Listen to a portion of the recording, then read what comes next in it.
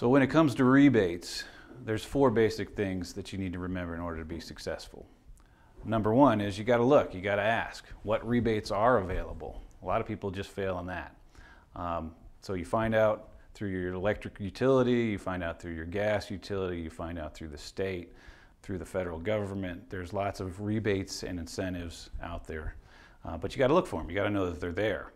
Once you know that they're there, then you got to understand what they're there for. Typically with a rebate utility, and I've seen people make very costly mistakes around this, where what those funds are there for is to incentivize people to do energy efficiency upgrades.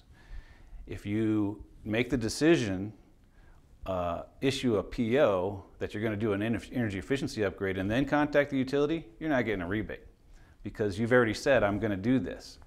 If you're going to do this, then they don't have to give you any money, and they won't typically. It'd be very rare that they would.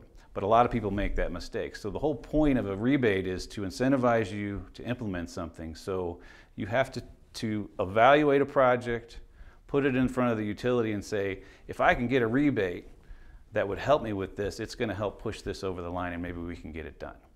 I may be giving away too much there, but that is the reality. So you don't want to put the cart in front of the horse. And the other part is that we do very well is due diligence. This is why we're successful.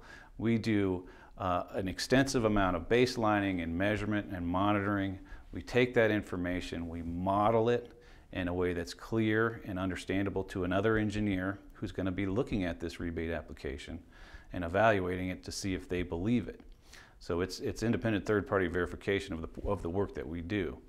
And then finally, post-project measurement and verification. So you do your baselining, you do good modeling, and you do post-project measurement and verification. And that, if you do those things, you're already way ahead of most of the companies that are applying for rebates. That's why we've been so successful.